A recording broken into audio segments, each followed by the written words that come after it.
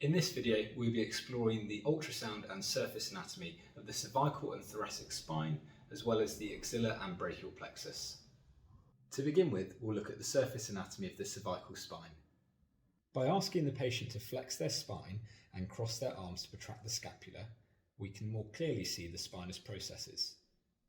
The tip of C7 spinous process, also called the vertebra prominens, is usually the most visible. The spinous process of C6 is bifid.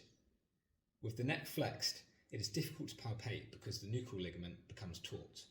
This ligament helps to prevent excessive flexion of the neck.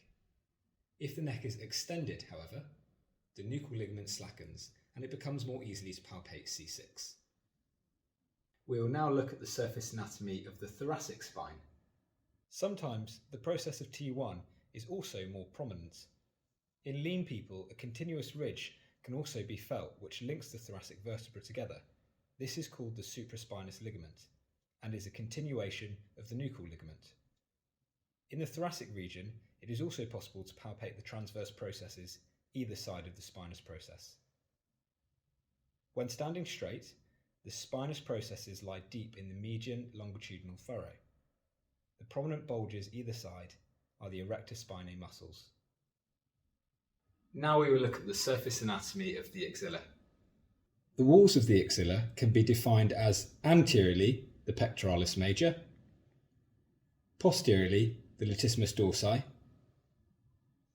medially the serratus anterior, and laterally the shaft of the humerus.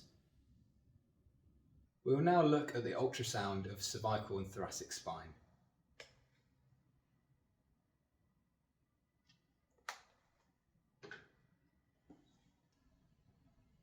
With the probe in this position on the cervical spine, we can see many layers of muscle going from central to peripheral. However, the most prominent one I want us to look at is the trapezius, which as we go closer up towards the occiput is a thinner layer, most superficial on our screen, and then as we move down laterally towards the shoulder, you see the muscle bulk become thicker and thicker. As we follow it back up centrally again, we'll appreciate how it becomes thinner and then move in towards the midline, where we can see in the centre where the spinous processes will be coming off and muscles will be splaying out either side. And now we'll move down to the thoracic spine.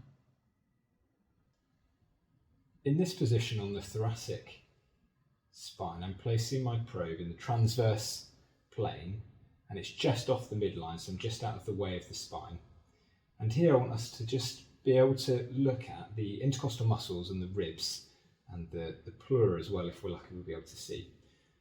So to begin with, on the screen, most superficially we're seeing firstly the trapezius, and then below it the rhomboid muscle. We can see at the bottom of the screen there's a white line moving across the screen. That's the outline of a rib. And as I move the probe down in between the next rib, there's now a band of kind of hazy patch on the screen, which is the muscle, so that's the intercostal muscle. And just below it, you can just about see a white line, which is the pleura. And again, if I move down to the next one, that's the next rib that pops into view, and back again, intercostal muscle, and back to the rib above.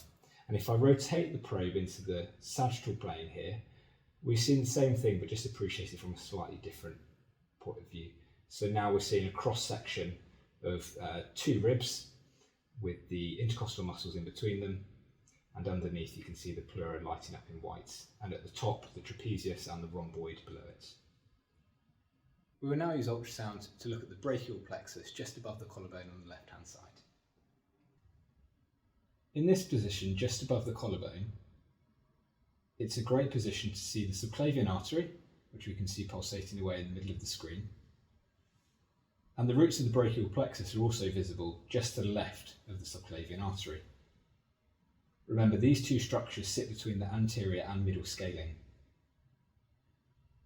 In this video, we have looked at surface anatomy and ultrasound of the thoracic and cervical spine, as well as the axilla and brachial plexus. Thank you for watching.